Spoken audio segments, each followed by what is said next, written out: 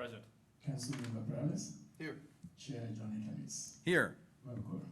All right. And do we have anything to review with the work plan? Nothing on there. Moving on to the consent calendar, there isn't one.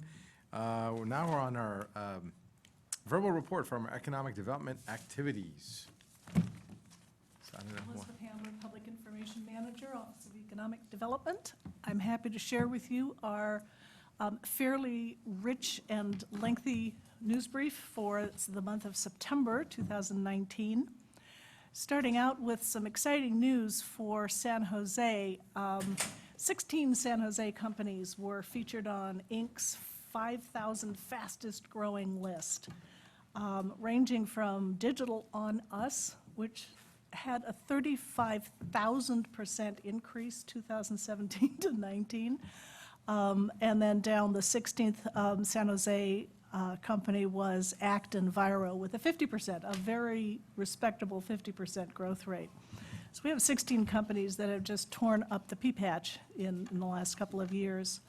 An update on the Diridon and Google project. As you know, we had the SOG meeting on Thursday, which was very well attended. It was held in City Council chambers, which was a good innovation, I think. It made room for everybody. And then on Saturday, Google held what they called a pop-up, but it was really quite an elaborate community exposure event on Arena Green, where they shared their plans and what they're calling a mixed-use framework for the project that they're contemplating around the Diridon Station area. And it was an extremely peaceful and productive event with very well-attended. Councilmember Perales was there, well-attended, and no disruptions. It was excellent. Downtown developments, we are seeing some awesome buildings that have been vacant and partially vacant for many years, growing and filling up rapidly. And River Park 2 is one of those, with Sage intact, adding to its lease. Cohesity doubled its space from River Park 1 to River Park 2 as well. And Octa, and this is a guest blog post from the Downtown Association, where they also provide a little update on some of the projects that are going on in terms of actual construction, as well as leasing activities. We're really excited to be able to share not only our regular update report on construction projects in the pipeline throughout San Jose, but an interactive map now that will allow anybody using it a much deeper dive into every kind of construction, every phase of construction and development, with a lot of details, because it's interactive. So you can dive down, you can pull out, you can narrow down to just a neighborhood. And we're really excited to have this tool available. We think it's going to be super useful. Oh, looks like it's in my district. OED did a little visit to a new member of the real estate family in San Jose, which is Webcor. They opened their San Jose office last year in June, and now they have a new general manager of the office, Jeet, who is a veteran of Webcor, and he worked on the Samsung project. He worked on projects for San Jose State with Webcor and on Axis and 88. So he knows San Jose really, really well, and he's excited about the prospects for downtown development and San Jose development in general. He's seeing, even if there's a little recession setting in, many companies have been waiting for costs to go down to make their commitments to building some new space or leasing new space. So that's the good news for today. We're excited to have the We Company, which formerly known as WeWork, unveil the backyard, which is taking up the parking lot off of Fountain Valley and most of Fountain Alley and most of the alley itself, for an amazing, if you haven't been there, you need to go. It is a backyard. It's got lots of activities. It's got events scheduled in there by the Downtown Association. And there's places to hang out. There's greenery, There's music, so it's a lovely place. It's only going to be activated through October 31st. So we encourage people to go check out the backyard. And they're doing the full Star Wars series right now, so you want to see that. Couple of stories from the art world. Our public art director, Michael Ogilvy, as his own little personal project, has created screensavers from public artworks all over San Jose, and we're collecting them and making downloadable high-res images available for anybody who wants to do that, because they're kind of interesting little vignettes, because he has an artist's eye and he's homed in on little pieces of these artworks for a very interesting view, like this one of the Alviso storm pump station. You might even not see it on that big bas-relief, but there's a cute little image of it. And then the Children's Discovery Museum was able to reopen a children's art studio that had been completely renovated and reconditioned and rethought, thanks to a grant from the Good Tidings Foundation and the Leroy Neiman and Janet Byrne Neiman Foundations. So that was opened with a whole host of 10-year-olds making art like nobody's business. It was a really fun event. And that's it, besides a whole bunch of exciting events that are coming up throughout the whole month of September, from opera to hip-hop to art happenings. Wonderful, thank you for that report. Any questions for my colleagues? All right. Okay, Councilmember Perales? Yeah, just a couple comments. I think this one's an exciting newsletter. Not that they're all not pretty exciting, but This was pretty exciting. This one has a lot of exciting information and updates. I think just kind of highlighting things going on in this, the fastest growing 5,000 list, and just to see the number of companies coming from San Jose. And I was able to go to the Google meeting, the SAG, the Google meeting after the SAG meeting this weekend, and it was a really good turnout, great day, and a good opportunity to engage much more broadly on a project, and that's what I was really excited about, was just the opportunity that community members had to learn about the project outside of what we might do as a traditional community meeting or what the SAG meetings present. And so I felt that was very positive. And then I'll just mention that for those that haven't made it out to Backyard, this is happening in Fountain Alley, which without a doubt, Fountain Alley had the highest concentration of criminal activity in our downtown core for years. And so they've turned this one section of Fountain Alley there into this amazing family-friendly opportunity. Most events, 90-something%, are all free. They only have a few special events that you have to RSVP or potentially pay for, but everything else is just a free, open event. And I was there over the weekend, not necessarily to watch the movie, but when they were playing the movie on Friday night, it was actually quite a busy night in downtown. And it's a great opportunity. That the picture down at the bottom actually is not at the Children's Discovery Museum. It's actually there in Backyard, but the Children's Discovery Museum is partnering with Backyard, and they have brought out some great children's interactive toys and things for them to be able to interact with, just like what you see in the picture there. Which is really cool, that, they're partnering with a lot of local, businesses and individuals to help curate this space. So it's really exciting to see. It's going to be temporary, so I just encourage everybody to go, and good newsletter. Yeah, I was there at the opening myself. It was fantastic, and other than the excessive heat. Go at night. Just go at night. All right, well, thank you for the report. Thank you. We'll move on to affirmatively furthering fair housing plan. That's a tongue twister. But I got through it, it's good. Kip Harkness, Deputy City Manager, and for this, we're inviting up Rick and Henniger, Christian Clements, and Adam Marcus from our housing team.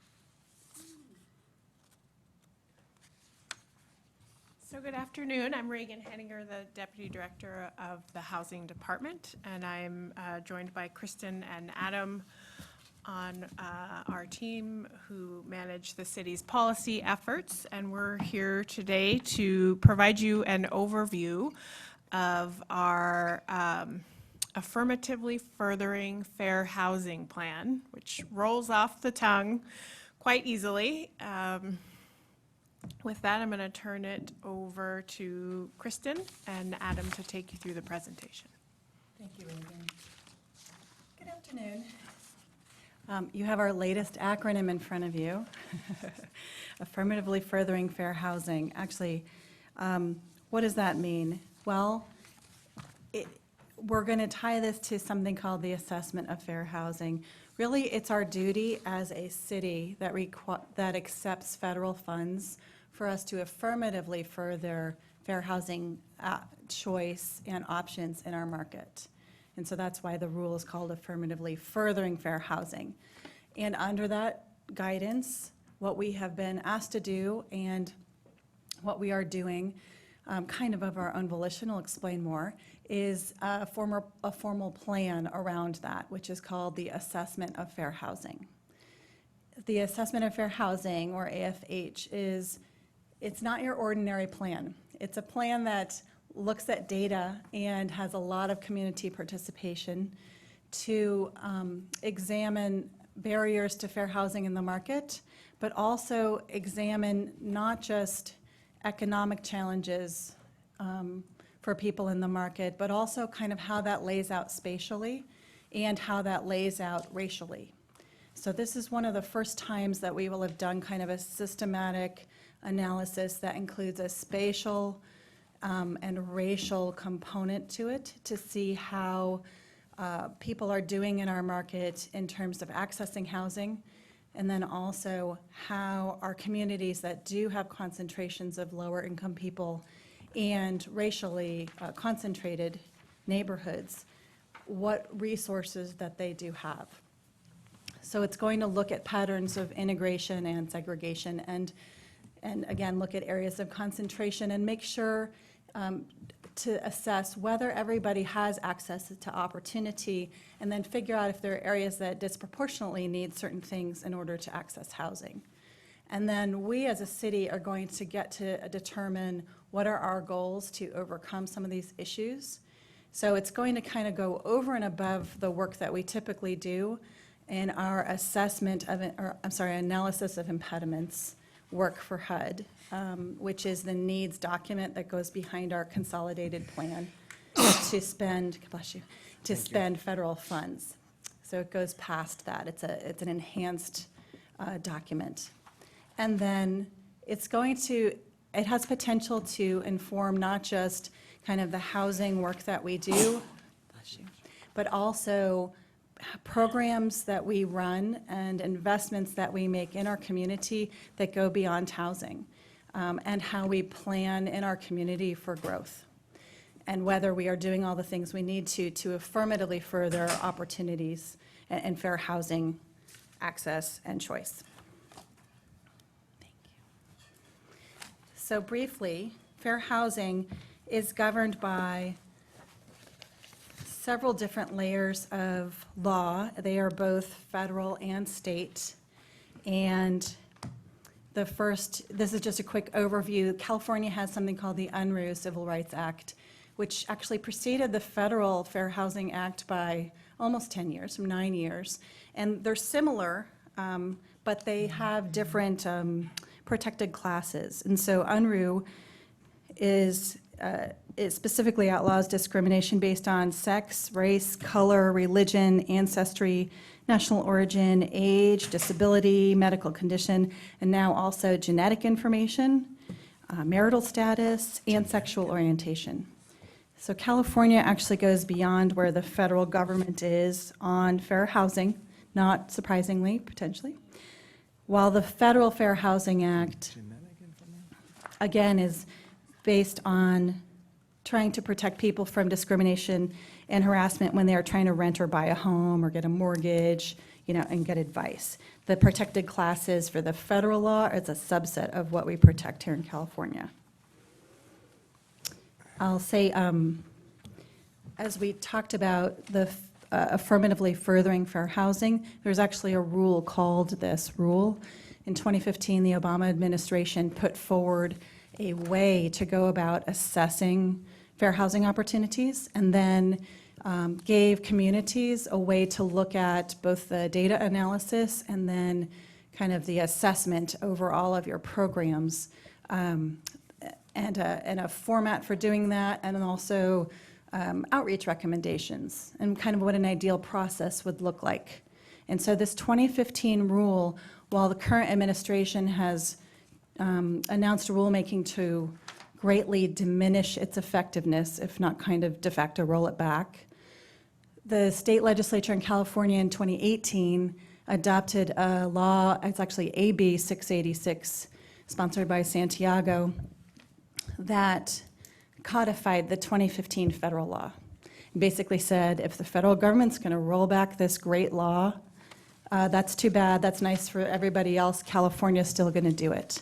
So every city in California that creates a housing element is going to be subject to this 2018 law that says you still have to do this fair housing analysis and kind of community analysis of needs for your future housing element purposes, and as a way to undergird all these other programs that you are running. So California stepped in where the federal government was backing off. Thank you. Why is this important? Well, you know, there's a history of housing segregation here in San Jose, as in communities all across the country.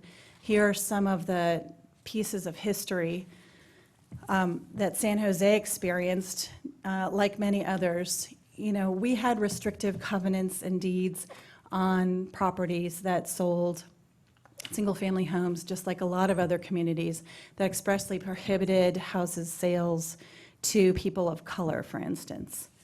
And also, of course, we experienced Japanese internment and displacement very vividly here during World War II.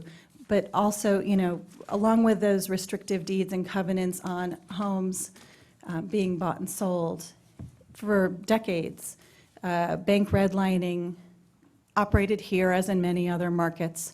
And so FHA insured lending had specific rules and risk assessments that directly tied to racial concentrations in the market. And we'll show you what that looks like in a minute. And then homeowners and real estate agents, of course, refused to sell to people of color, and that there was some kind of unspoken rules about where certain types of people should or would live. So, and in San Jose, just FYI, I think at a certain time, for instance, African Americans were only allowed to live in the north side of San Jose in the 1900s, centering right around 10th and Julian. So this is a map of FHA insured redlining from the 1930s. The color key to the left in the middle is a little hard to read, but basically green means go. And so when you see green to the middle left, that's pretty much the rose garden. That means that's an excellent credit risk for the underwriter, meaning that there were very few people of color in the rose garden at that time. And you can see Willow Glen in the lower area circled. Blue is the next best level. So you can see, I think they say first, second, third, and fourth grades. Red, of course, means danger, danger, which was where people of color at that time were living and where the redlining term comes from, where these red areas were warned as danger areas for lending. And when you map this 1930s FHA redlining map to today's areas that are deemed to be gentrifying by UC Berkeley, and when you put them over each other, there's a lot of consistency about where people of color were living and where people of color continue to live today. And so really there's that alignment and some disinvestment of neighborhoods or pieces of neighborhoods in those areas are correlated with the lack of people and their ability to purchase homes and grow their own assets, and for others to invest in their communities.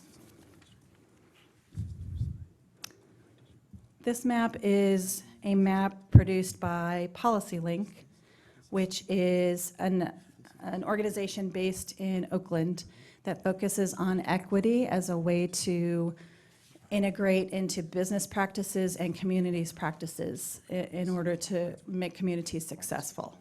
So they've come up with something called the Equity Atlas, which puts together data from different sources. This map is from 2015, and I think this is census data, is that right? Yeah. American Community Survey data with U.S. Census. And the colors denote differences in how white areas are.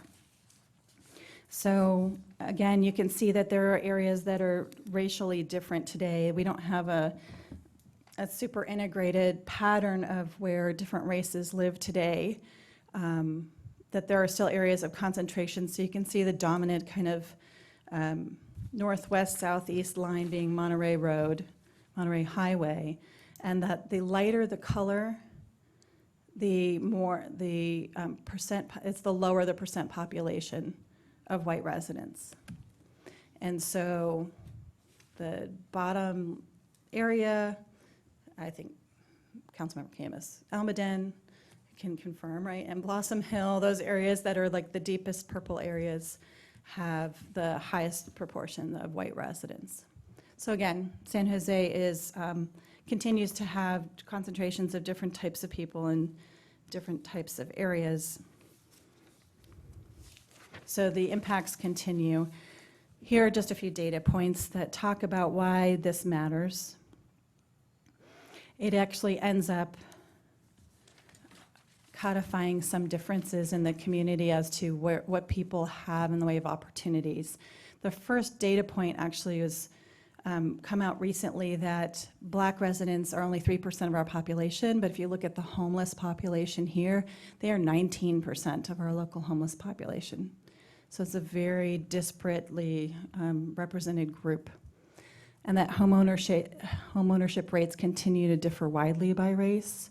White and Asian households are in the 60% penetration rate for homeownership, but Latino households are only 39%, Black households 37%. When you look at housing cost burden, or how much people pay for either their homes or their apartments, 60% of Latino households pay more than the standard, and that's the highest proportion for other race groups. They're also most likely to live near environmental hazards. So, and why do we care? Because there are lots of things that get affected depending on where you live, as we know, educational outcomes and quality, but also environmental health can be really affected by where you live and people's access to opportunities, therefore. Thank you. And so now I'm going to turn it over to Adam to talk a little bit more about the study itself, the assessment of fair housing, what it could mean for our city, and what the next steps are. Thanks, Kristen. Good afternoon, council members. So I wanted to talk a little bit about why is this an important plan. Kristen mentioned it a little bit, that this is kind of a game-changing plan. It's much more robust than the previous fair housing plans that we've worked on. One of the things it's going to do is help set our priorities for the consolidated plan and how we spend our federal dollars, which we'll hear more about in the next item. It'll also influence how our next housing element comes together. So as an example, as you may recall, with a housing element, the state gives us an allocation, let's say 35,000 housing units that we need to accommodate. We need to have both land and room in our zoning to build all that housing. And some of that has to be affordable housing. And so the housing element will start to, because of the state law that has passed, the housing element will have to look at, it now matters more where things go.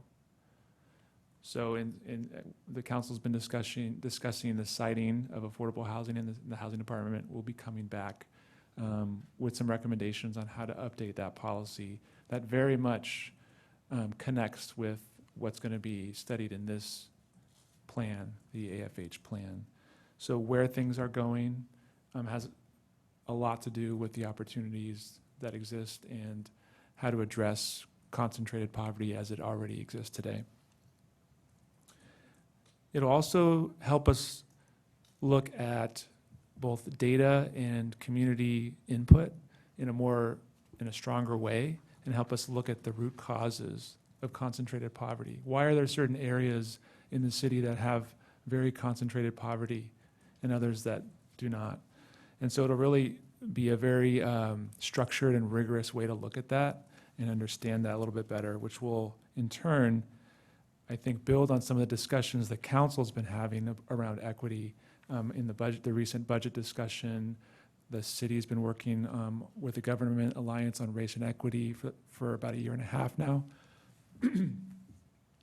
So this plan will really provide a lot of structure and information to help structure that discussion and help the city understand specific ways that we can start to think about distributing resources and investing in different locations of the city. And then finally, and examples of that might be, where would we invest in affordable housing? Where would new libraries be located? Where would other amenities be located? And how would those decisions be influenced versus just spatial equal distribution by space?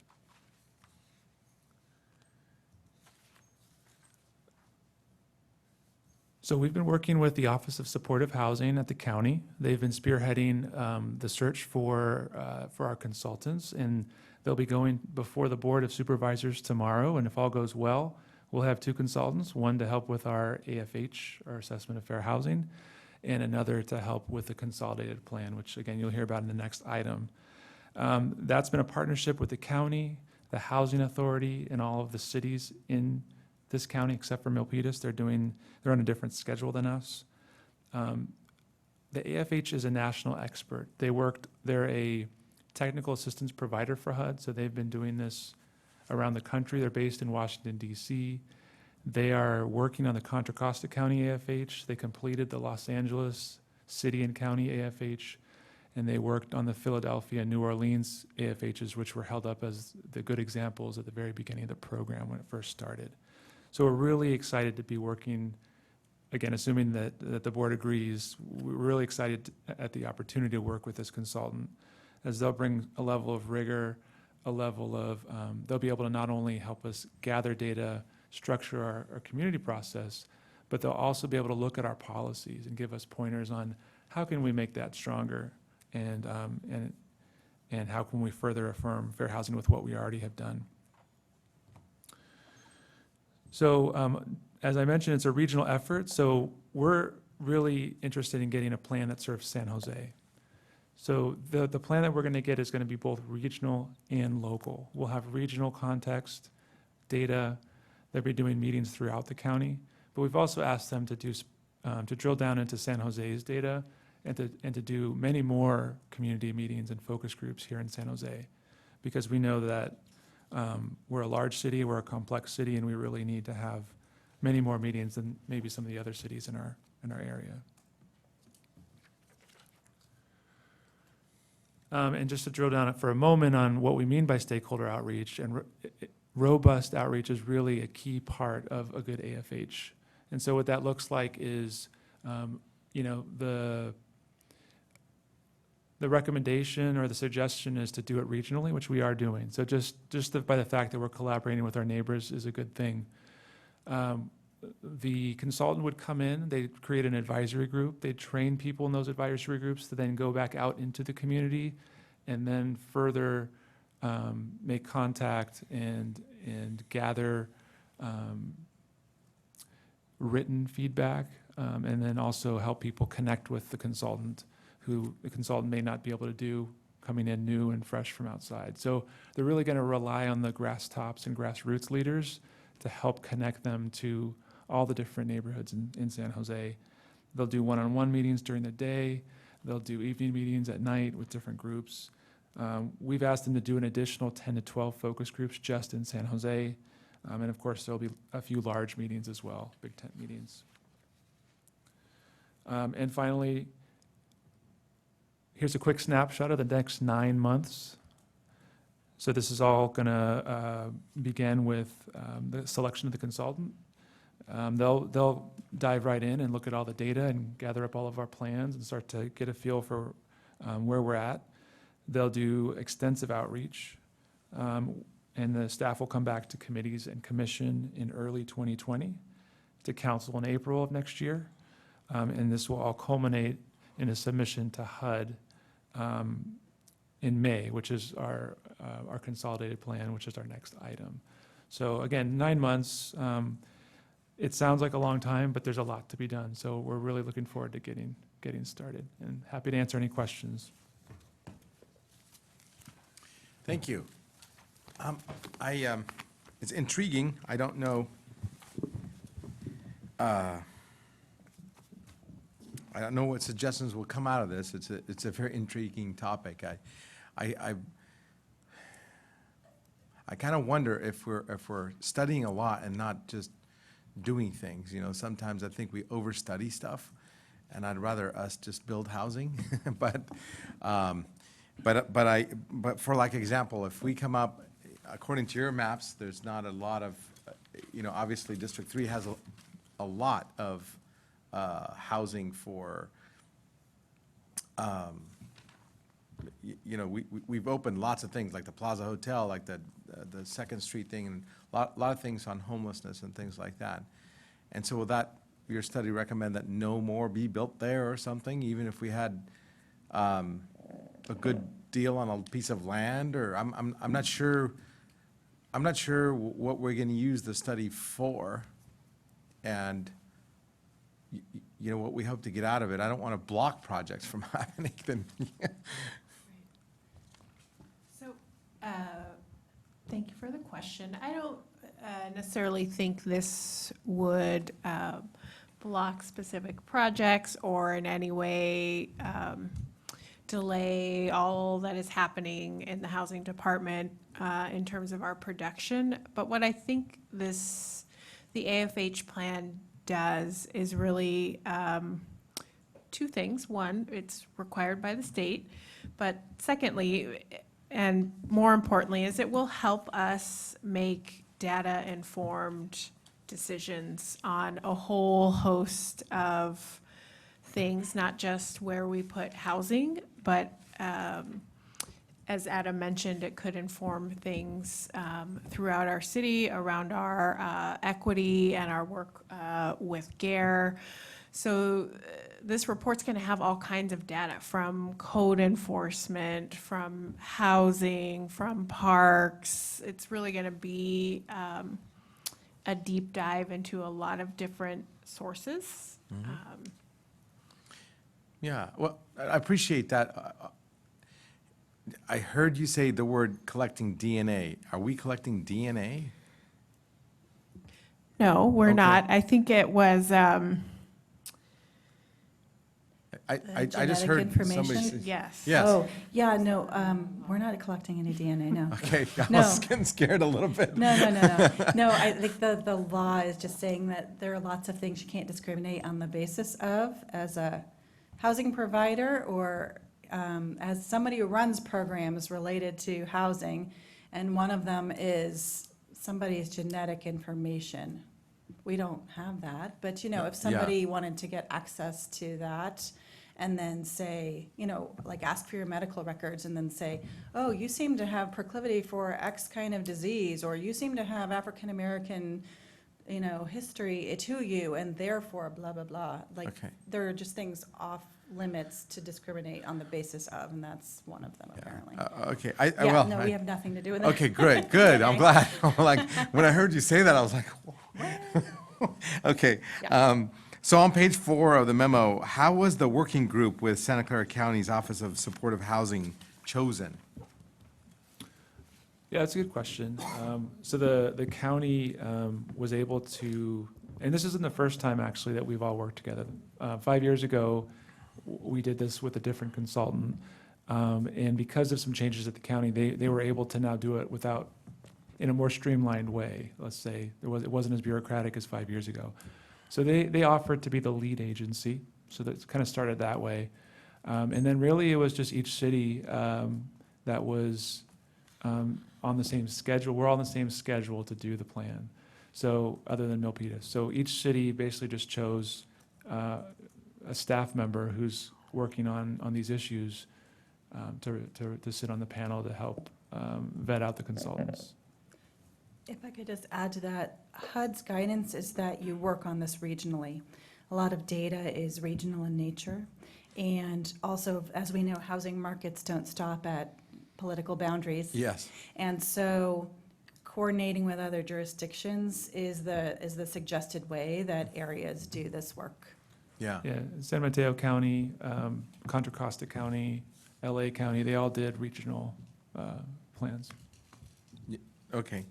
And can I get a copy of what description, the description of what they were tasked to do? Is that something that's available? Yeah, I Okay. mean, we have, there was an RFP that went out that was very long and detailed. So yeah, we'd be happy to share the RFP with you and you can see what their scope of work would be. Yeah, and I thought this information was pretty enlightening. So thank you for that. I don't know if any of my colleagues have questions. Okay, Councilmember Esparza? Yes, first off, thank you for the equity background. It was obviously something I'm very passionate about, representing District 7. And one of the things I wanted to ask was, so will this come back to us as part of this process and before the dispersion policy comes to this committee? Because that's essentially what it is. This is a city, we've put that dispersion policy on hold, and there are some parts of the city that have built more affordable housing and other services than others. And so, it should be equitable. And I wanted to see if the information that we glean from this process can be incorporated into the new dispersion policy. How does that work timing-wise?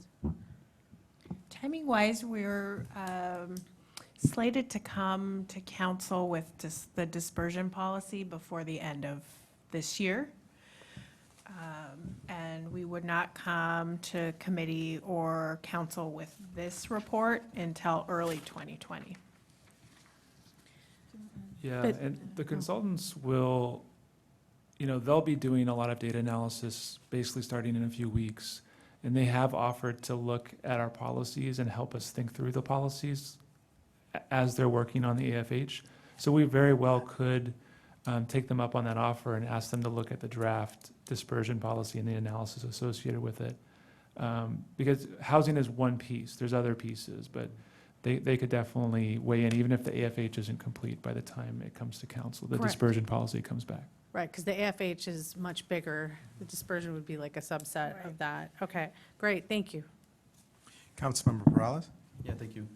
Yeah, this is just exciting. I'm really interested and looking forward to this work, and I really appreciate the legislatures at the state, deciding to champion and continue to champion this work, even if our federal government pulled the rug out from underneath it. Because I think the reality is, and what we'll see, sort of what we know already, and then what we'll see come out of this, it's common sense. It will become common sense as to why we see these inequities throughout our city and how we can change it, more importantly, moving forward. How do we actually continue to build out and integrate throughout our city in a much more equitable and fair way?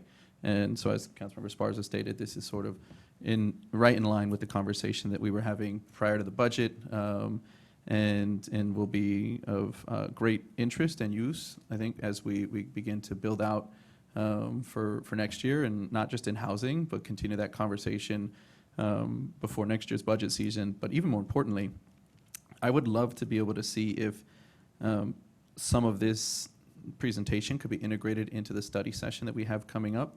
I know that it got delayed a little bit, so there's an opportunity for some time, and I'd love to see that housing have a seat at that table and that describe, at least, I understand that, right, consultants doing the work, it's not going to be complete. But what you have presented today and just kind of describing that platform and what they will be working on, I think is a great opportunity at our study session to introduce it to the full council. So I'd love that to be one place where the council gets to see at least a little bit of this. The second thing, and I'll put this into a motion, yeah, I'll put it into a motion. The second thing I would love to do would be to direct the consultants to look at our dispersion policy. And, I've been pushing the Housing Department and Jackie to come back right in December. I still want that to happen, but not at the, at the cost of good work. And if we could align this better with this work, and if the consultants think that, yeah, we can actually give you some feedback on your dispersion policy, but we don't think that we would be ready with that until January, February. Look, our dispersion policy has been kind of useless for the last couple decades, so there's no point in saying, oh, let's try to get it done in December if we think it could be better 2 months later. So, so the motion will be to accept this report, but then to have you incorporate yourselves and this presentation into the study session upcoming on equity, and to direct the consultant to work on our providing feedback prior to our dispersion policy. Second. Thank you. And so I wanted to I think compliment you for putting this together. I think that it's things that we have spoken about, and when you look at sort of just the heat map, right, it tells the tale of two cities that we all sort of have heard in many different lights, but you see sort of where those lines are drawn. I wasn't aware of some of this, how the redlining of the map, so this is a really interesting map. And obviously, again, it makes complete common sense, right? When you look at it there and then you tie it up to what some of these neighborhoods still look like today, these are, again, no-brainers when you go, oh, okay, yeah, there's definitely a correlation there in how the city has built out, and how policy, more important, right, how policy, law has helped shape that. And just for, I think, to our chair's concerns, I tell my neighbors this all the time. Johnny had an opportunity to sit in on some pretty upset residents recently with an affordable housing project. And I tell my neighbors all the time that our community of District 3 has just about half of the population of homeless that the whole city has. So we're nowhere near close to building out, right, permanent supportive housing or affordable housing in District 3. No way, right? Especially if we're talking about being equitable. But I agree with my residents when they say, yeah, but why is it that we don't see any of these projects happening in places like Willow Glen, or the Rose Garden actually comes up, right? A lot of times they say, we never see, right, any sort of affordable housing popping up in other areas of the city. And that's what drove me earlier this year, right, to ask for this dispersion policy to be relooked at, because I'm starting to face more opposition with community members in District 3 that would have tended to be welcoming or more receptive to the affordable housing projects, but they're now very wise to the lack of dispersion and equitable dispersion, and they're starting to stand up for themselves and say, look, until we start seeing this better dispersed more equitably throughout the rest of the city, and I wouldn't even say just San Jose, right? They also recognize throughout the county and the region, but we have an opportunity, and this is what I tell them, I personally have an opportunity to help clean house in my own district and then in our own city, right? And we could lead by example by doing that. I can't necessarily change all the policies in Cupertino and Santa Clara and Mountain View, right? I can't go in there, but what we can do, and with opportunities that the state will provide, we can set a better example on how it should be done. We can use some of the policies that the state is passing down to do better here in San Jose, and I think that puts us in a much better position to leverage, throughout the rest of the county, because we absolutely know, it may be one thing for me to want to sort of argue and fight for better dispersion throughout the city of San Jose, but once we sort of overcome some of those hurdles, we as a city, as city leaders, need to band together arm in arm to go up against the rest of some of our cities throughout the county that are doing themselves a terrible job, right? And so I think it's exciting work, and I really look forward to what can come out of this. Thanks. Councilmember Diep? I just wanted to chime in and thank staff for this intriguing presentation. I also look forward to kind of doing a deeper dive on it whenever we get to the equity study session. Clearly, we have things we need to resolve in the city, and I think equity is an issue, and we're trying to tackle it, although there's still a lot more to do. I guess I just want to say that I'm more interested in what we can do in the here and now, and kind of getting to a place of equitable treatment rather than equitable outcomes necessarily, because I think it's very tough from a city's perspective.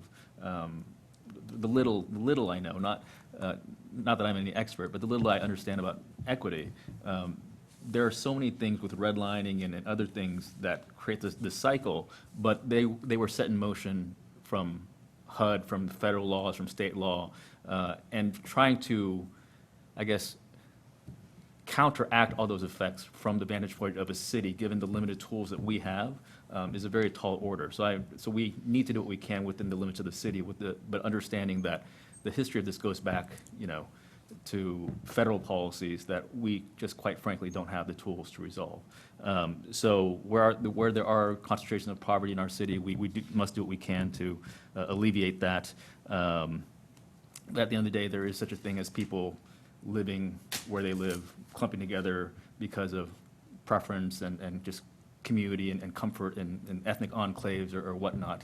And so I would be interested in more trying to boost everybody up from where they are right now, and less interested in kind of maybe social planning or trying to map out for every acre, there has to be like, X amount of Asian people, X amount of white people, X amount of Latinos. So that's my 2 cents. Thanks. Yeah. I was about to call on you anyway. Councilmember Esparza. Yeah, so I also had something to add to my earlier comments about the equity session. So you had mentioned in your presentation that there are broader aspects beyond housing that were going to be included in this study, such as code enforcement and parks and some other things. If any of that has been completed by the equity study session, great. Probably not, just looking at the timeline. But if not, I think it's still important to point that out when our equity study session comes in, because, for example, code enforcement is complaint-based, right? Many of our tools are, as of today, in English. Hopefully not for much longer, but are in English, or require people have phones or the time to call during business hours when they're not working their 2 or 3 jobs and things like that. And so basically to connect the dots between those issues and fair housing issues and redlining and equity, because I think those are very real consequences that neighborhoods like mine, which my district had the last unpaved road in San Jose. And one of the things I did as a former CDBG commissioner back when we had a separate commission was to actually make funding decisions to put in sidewalks and streetlights in large swaths of the city that didn't have it. So again, just making that connection as we move forward, I think is really important, even though we have more work to do around code enforcement and parks. That would be helpful. Thank you. Councilmember Perales. Thank you, Chair. And I think just in response to Councilmember Diop's comments, I don't see anywhere in here, and I don't, maybe staff can confirm, there's no interest in having some sort of set amount of I don't know, diversity throughout the city or the region. There's no goals to have, anything like that, what was described by Councilmember Diop, nothing, right? So I, Yep. No. One of the goals is access to opportunity and choice, housing choice. So if you wanted to live in a certain area, are there Yeah. really any viable choices for you if you're of a certain income, even So if you choose not to? I just kind of wanted to confirm that, because I didn't want there to be confusion in regards to sort of what the outcomes are. Nobody's looking for the outcome, including myself. I think what it is it's recognizing, though, the realities of why. For instance, communities that have concentrated of color that now over time have been the area that people may say, hey, well, this is where people like to be or want to be, but if you actually dive back deep enough to what was pointed out in the one slide of the North Side neighborhood, individuals of color may not have gone there because they all wanted to be together. They may have gone there because everywhere else they went, they were getting denied. And that's the reality, right? And so it's about that opportunity, which the answer, thank you for that answer, it's about recognizing that those opportunities put us all into different segregated areas. And that if we were to eliminate those sort of barriers and recognize and put different opportunities out and more equitable opportunities, that we probably would naturally just see better diversity. And it wouldn't be because we mandated it, it would be because we created better opportunity. And not everybody of one, identity, whether it's race, religion, creed, doesn't matter, right, is only interested in being in one place, right? People are attracted to neighborhoods or areas, whatever it is they might want to be, and should have opportunities to go into different areas of cities. And so it's unfortunate, right, that as we have seen, a lot of these policies, again, maybe not necessarily ours, but we adopted through what the federal government put in place, but then created our own as well, created some of this, these pockets of individuals, these pockets of poverty, and pockets of less access, or again, pointing back to what we were talking about in the equity discussions around the budget, how just the city even today responds to things that may be only noticed, or you only can report if you have some form of technology, or if you speak English, right? And or at least, right, it's very difficult if you don't. And we see what the results of that might be. And so this is but one part of it, again, but a very exciting and important part of it. So thanks. Well, I think that both of you are a little bit right, but because I think that some of the Asian community, at least in my district, likes to live next to each other. But I could definitely, it's absolutely clear evidence of other things that happened in our history as well. The one thing that I think can help us beyond studying is for the city itself to be able just to buy units. We focus a lot on developing units, and I've approved a unit. I often get criticized for not building enough in my district. But I approved a unit like 2 years ago for low-income housing, and we're still not building it. And like in the VTA lot, we've had 3 meetings on a VTA lot in my district, Blossom Hill and Road and Blossom and Snell, to build 300 units, and I'm all in favor of that, but it takes years and years and years to do these things. And what I've been harping on your department, quite frankly, is to be able to buy things that are just about to be finished or about to be, or are finished. And I think that would be a fantastic way of spreading equity, because you're not going to be fighting neighborhoods. These buildings have already been built. You're not going to fight neighborhoods about, hey, who's going in these buildings? They exist. We just buy them and put people in them. Like, for example, we're building hundreds, if not thousands of units in District 2, next to the Costco shopping center. Costco and that whole thing that everybody said it was going to be next Santana Row, whatever. But there's thousands of units that are empty. There's huge signs that say vacant. Why can't we buy an entire building? They're vacant. It's a real frustration for me. It's the fastest way to get your equity out of the way. You're going to take a whole mess of people that are lower income, stick them right where all the higher income people are immediately. And that's what I'm hoping that we can do that. It's fast, it's cheap, it's cheaper than your guys' building them for sure. And it will get us we won't be keeping vacant apartments everywhere. They'll be housing people. Yes, Would you like please. reaction on I would love that, yes. And I appreciate your thoughts on how the best way is and the fastest way to house people who need below market rents. And I'll just leave, this is a complicated issue, so I'll just lay one thing out there for you, which is when restricted affordable housing gets built with subsidies, we are all leveraging each other's subsidies. And so to acquire an apartment building that's already built would mean that there were some subsidies not available to leverage our money. And so, for instance, you could never do a 9% housing tax credit project to get more tax credit equity, but you could do a 4% tax credit structure. So there are certain financial structures that would not yield as much of a leverage of our money. It would actually be potentially quite a bit more expensive for the city. The overall cost might be reasonable, as you're saying. It's just a question of what's our piece of that cost. Well, so. But I like your thoughts about how can we, I've thought about this. this specific, I'd love to talk to you offline. I thought about this specific idea. Yeah, you're going to take a lot of your money up front for sure. But you're gonna be trickling in money coming in from Section 8 housing and all the other stuff, and that's gonna be coming into your coffers to replenish that money much more quickly than had you stuck that money out there to get loans and then for 4 years did nothing with that money.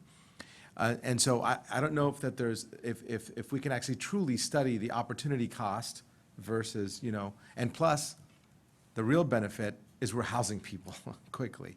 And that, to me, is more important than the money we're leveraging through other things. And hopefully, in the end, the restrictions will come off of all this money, and that way we can, you can ask, the county, hey, you guys want to own half this project, we'll just go buy it, And if I that was- makes any sense. Yeah, and I was going to add two things that we're working on that might start to get at that issue that will be coming forward soon. One is that the council has directed us to look at an acquisition and rehabilitation strategy with some Yes. of the money that we have to invest. And so some of that rehab, it could go towards an existing building that's slightly older, needs a little bit of a spruce up, especially in targeted development areas. It could be a good preservation strategy for some people who are in that area. And you could put on restrictions, so it becomes restricted affordable. But we're working on Yeah. what that might look like as part of the upcoming notice of funding availability this And fall. my only hesitation with buying buildings that need sprucing up is that you're gonna, again, not have the dispersion policy looked at. If we buy a brand-new building, there's no dispersion issue, I think. You will be putting people right next to higher income people immediately. And that's why I wanted to take a look at, hey, how could we just buy 30 units in that new development that has this gigantic sign on there? Every time I drive on 85, there's this huge sign that says available. Yeah. And hey, just buy 30 of them or 40 of them. Right. Or how do we incent through our inclusionary ordinance to get those affordable units built and Yes. occupied, even if we don't own them? How do you get those units out there quickly so that they can get occupied quickly? Yes, Yeah. that's what I've been harping on for a long time, and I'm hoping that we can consider this as part of the Yeah. solution. I know that Jackie put aside some few $1 million for this specific topic, but I think it's the way to go. She did tell me that there was a cost of this by not being able to leverage, but I'm thinking to myself, immediate income coming in versus leverage. It might be a good trade-off, but Right. anyway, I appreciate that you're looking into this. Sure. And with that said, all in favor? Aye. Thank you all, and thank you for this great report. I'm sure you'll be sticking around for this next report, right? Yes, because that's our work too. Yes. Thank you. The 5-year consolidated plan.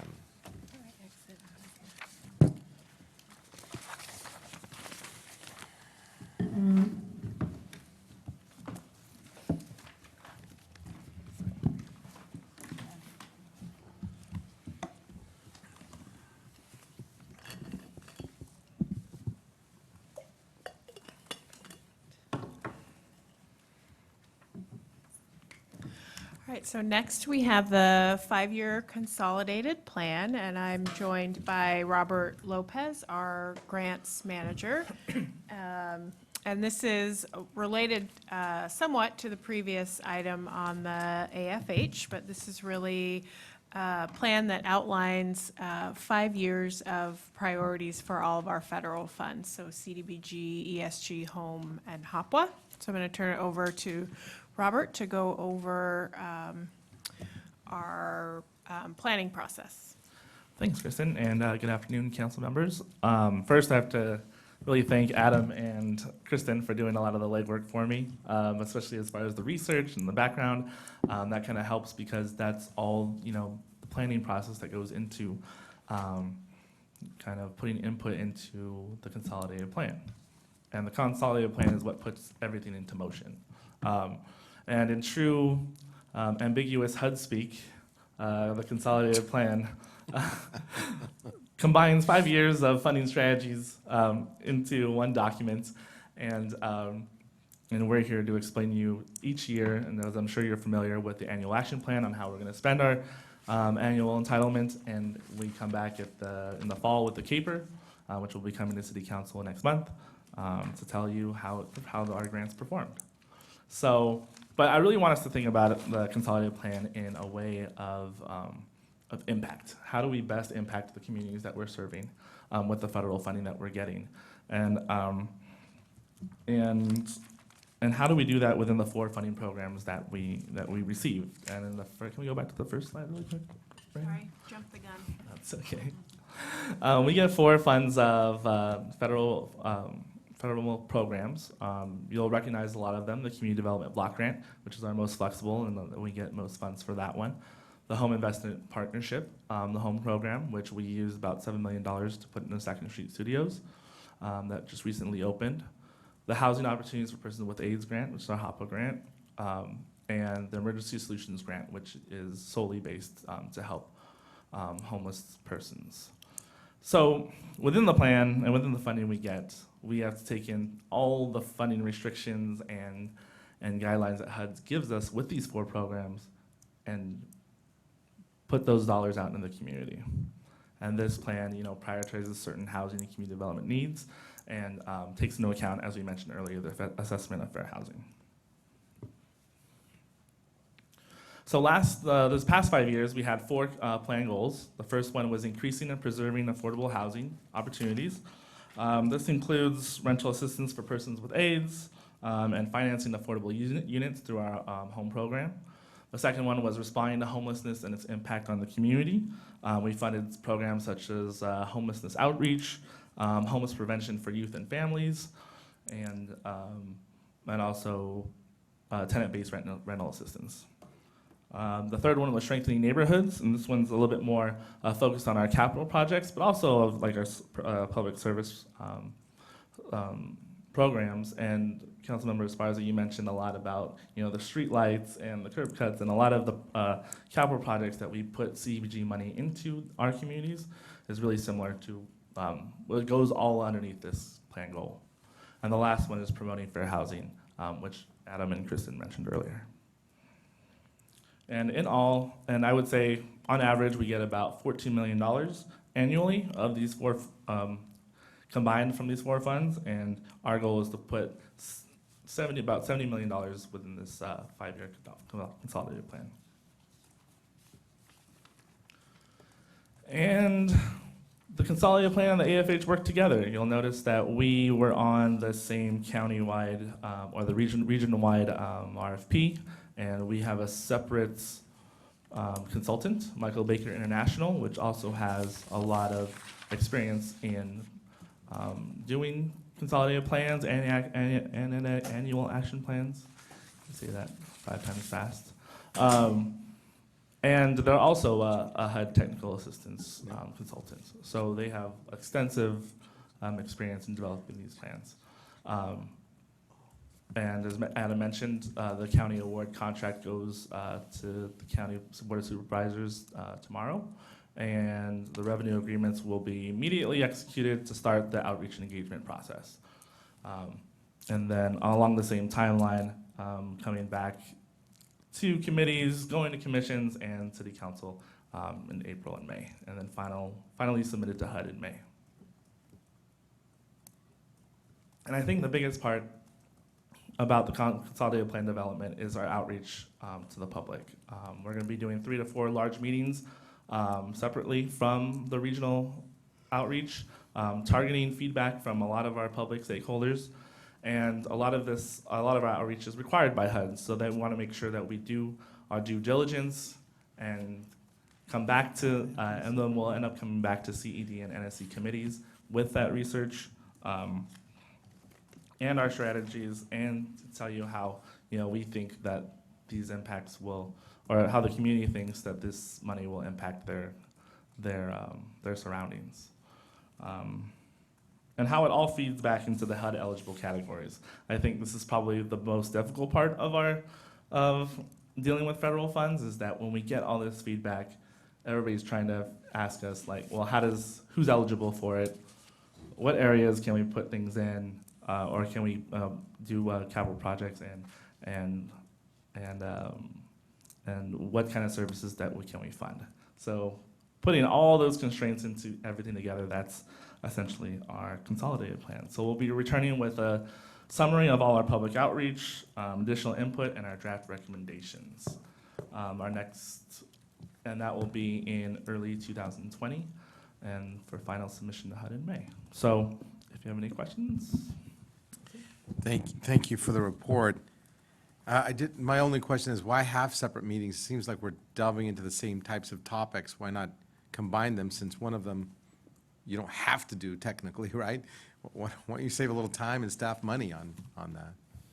Right, and we thought about that, and we will be doing some meetings where we do have combined outreach, but we also want because the topics just carry so much weight, I think, especially for the assessment of fair housing, those topics and those issues really get into some things that maybe the consolidated plan, especially focusing on programs and services, it'll take a while to get to those connections.